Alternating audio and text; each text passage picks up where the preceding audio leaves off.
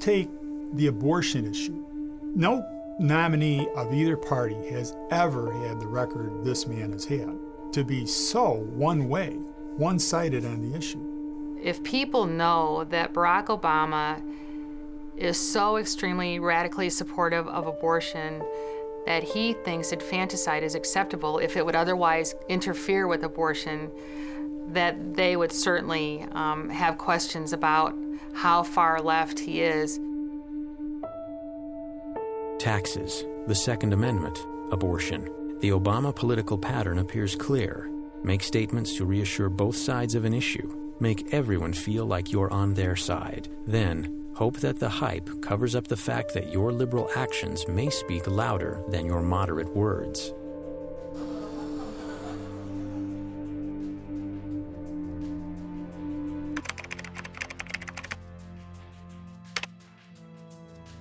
Bin Laden is very well aware that Democrats over and over again try to undercut the war on terror by diminishing the tools that we need to get the clues to stop the next attack. One of the biggest things Obama would do as president is to emasculate the Patriot Act. In a 2003 questionnaire, Senator Obama said he would vote to repeal the Patriot Act. In 2006, Senator Obama supported legislation that would have drastically curtailed our efforts to protect our country. For example, originally the House version of the Patriot Act reauthorization gave authorities 180 days to inform suspects after searching a home or business. Revisions to the act shortened that period to 30 days. But Obama wanted it to be 7 days. Now, the IRS can seize those records, the DEA can seize those records, but when the Homeland Security folks seize those records, they have to tell the terrorist within 7 days, if Obama had his way. I call that the Terrorist Notification Act of 2007. He voted to essentially give Osama bin Laden the same rights as Americans have when it comes to intercepting his calls and emails that he may transmit. And if, in fact, his vote had prevailed, the whole war on terror would come to a halt. And to take that kind of a soft approach is just to invite more attacks. Early in the Democratic primary, Senator Obama also voiced strong opposition to legislation known as FISA renewal, the Foreign Intelligence Surveillance Act. After securing the nomination, Senator Obama switched his position, abandoning the left-wing supporters who gave him that nomination. Even his most ardent supporters were flabbergasted at his reversal. Daily Kos remarked, he, Mr. Obama, is betraying his claims of being a new kind of politician. When Senator Obama realized the betrayal, he rushed to reassure his panicking left wing, saying, "Once I'm sworn in as president, I'll conduct a comprehensive review of all surveillance programs, perhaps preparing the way for yet another flip-flop down the road." Look, anytime you have one of these issues, it's a balancing test between civil liberties and national security. You don't want to have all national security, you'd have a dictatorship. You don't want to have all civil liberties, you'd be totally exposed and vulnerable. And if the right balance is here, I think Obama's kind of here. And a fellow citizen of the world. I'm afraid there's no evidence in the public record that Senator Obama understands the nature of the danger this country faces today. You know, I think judgment is the most important thing, and persistence and character. And that means the ability to stand up and stand against the political winds. Senator Obama has made his superior judgment a central theme of his campaign.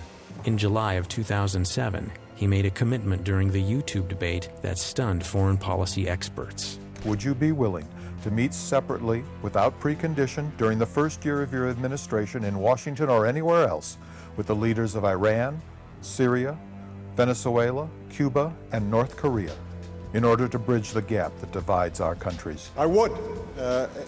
And the reason is this, that the notion that somehow not talking to countries is punishment to them, which has been the guiding diplomatic principle of this administration, is ridiculous. When you hear people like Barack Obama talk about aggressive diplomacy with people who are our enemies and have made no secret of their determination to destroy us, a lot of people think, well, what's the harm with that? What's wrong with talking to people? If the President of the United States sits down with Ahmadinejad It's a recognition of his legitimacy. He's a serious player. He's worth the president's time. How can you have a dialogue if a person calls Israel a rotting corpse of a nation and talks about how it and the United States will be blown away by Iran?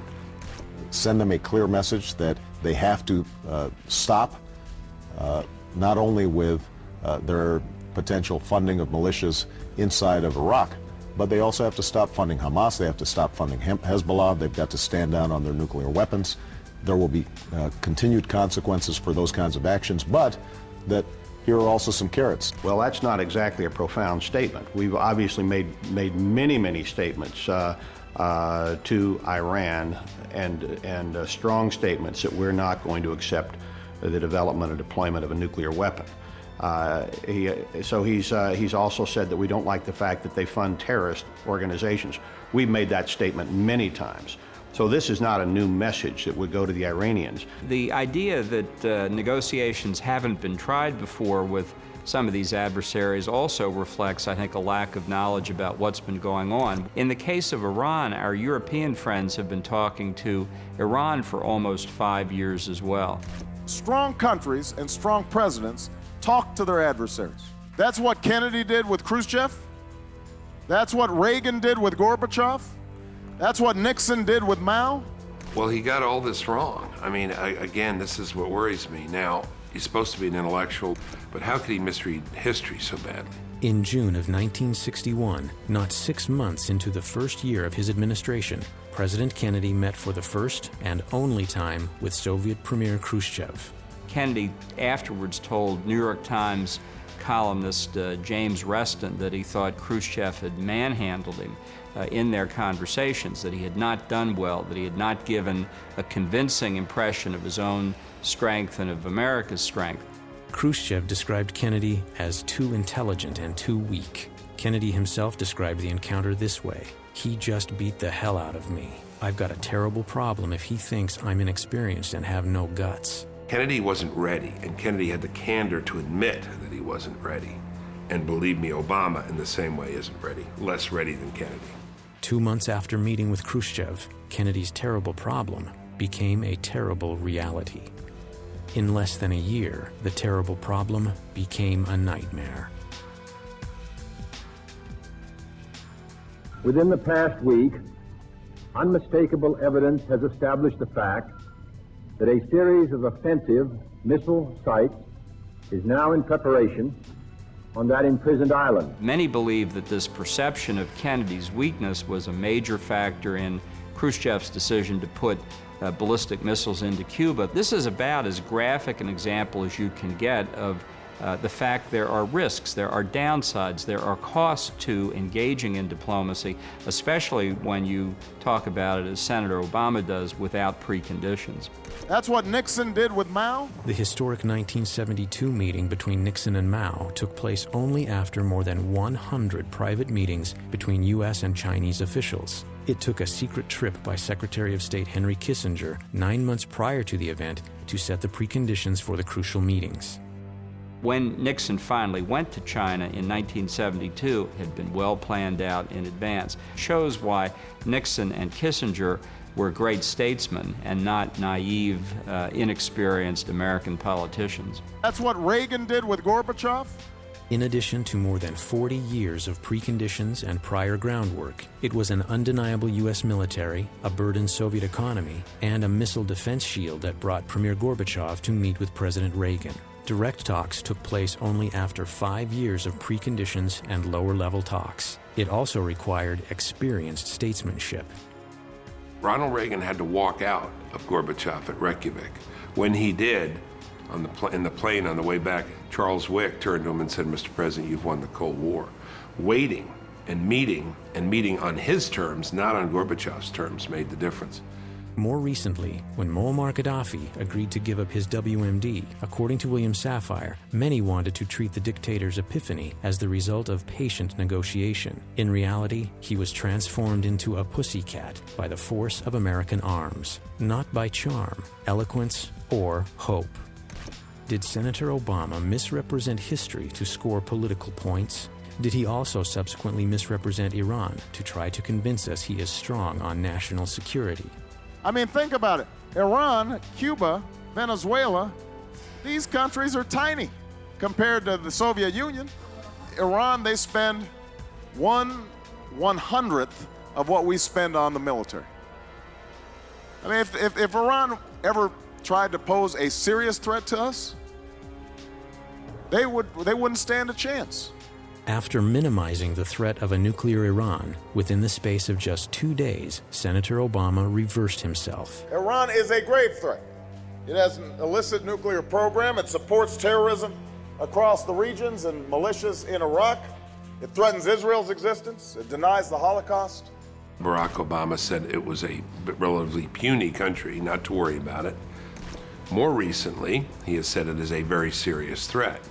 Now, which is it? And when it says the kind of insane things that it says, combination of insanity plus nuclear power, nuclear capability, and these missiles makes this country a major worry and a major threat. It shows that you don't have a real view of the overall geostrategic situation and the challenges that America's next president is going to have to address.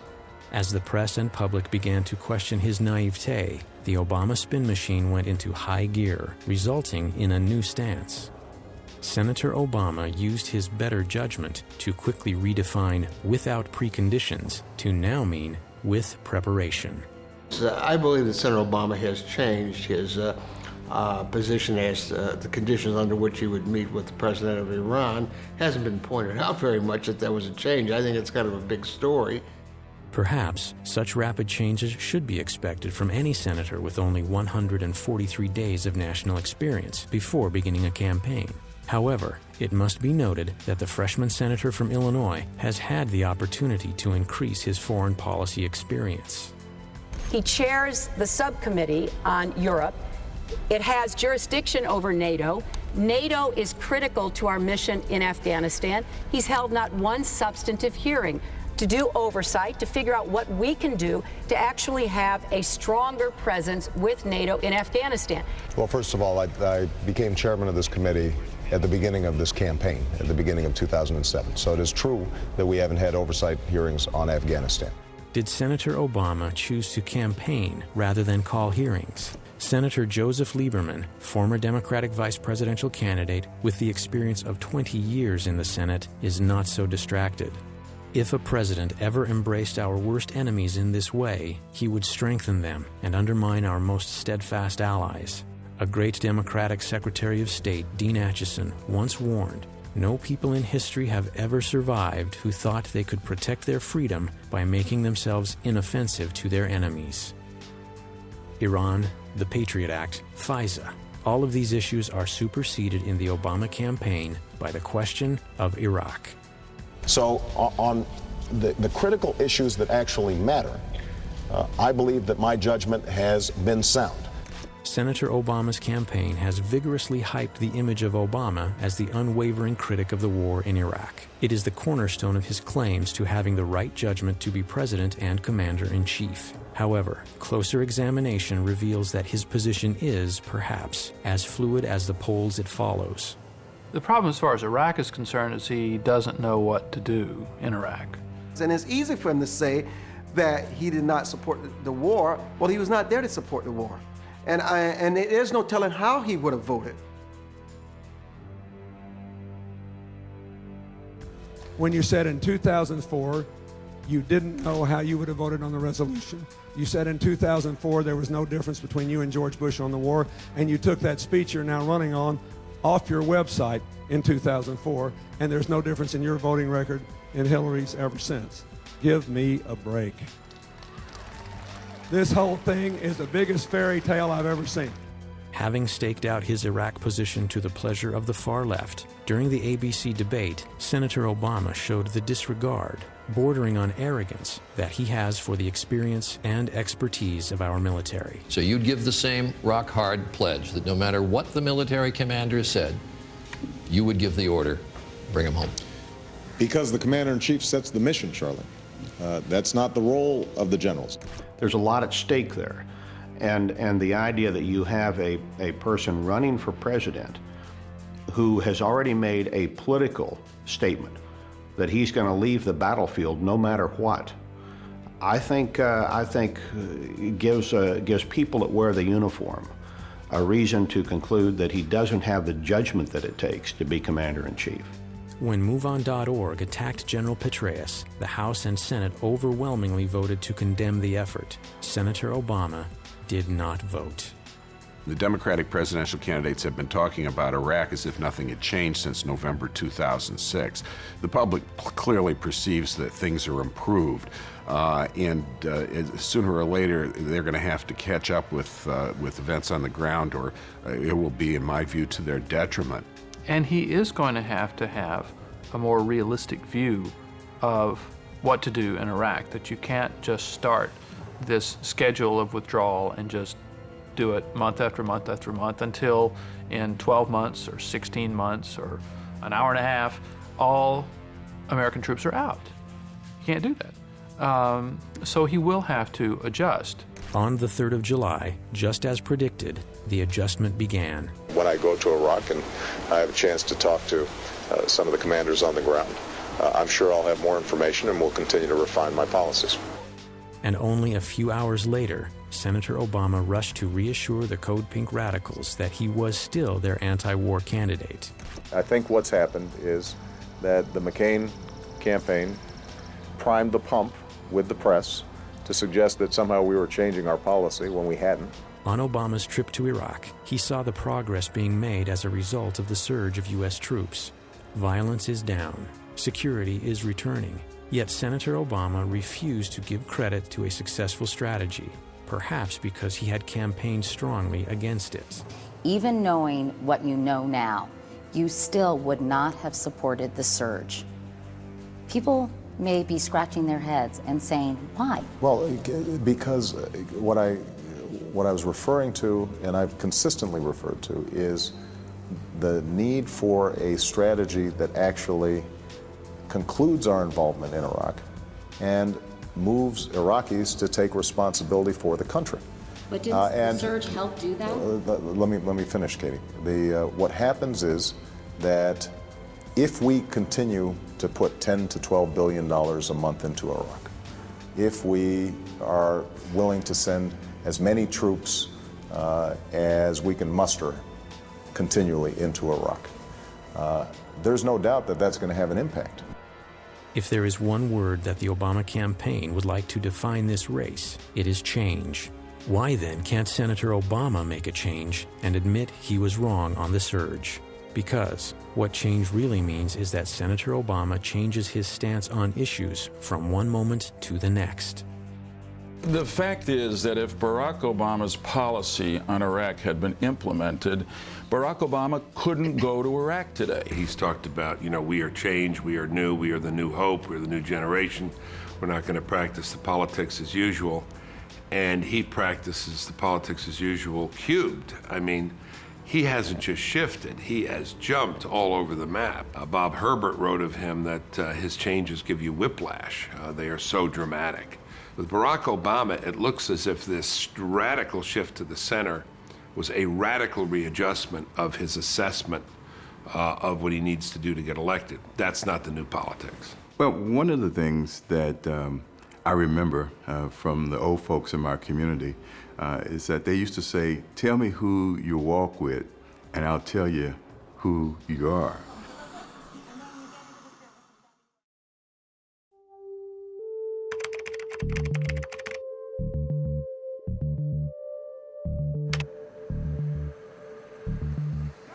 Gives them the drugs, builds bigger prisons, passes a 3-strike law, and then wants us to sing God Bless America? No, no, no. Not God Bless America.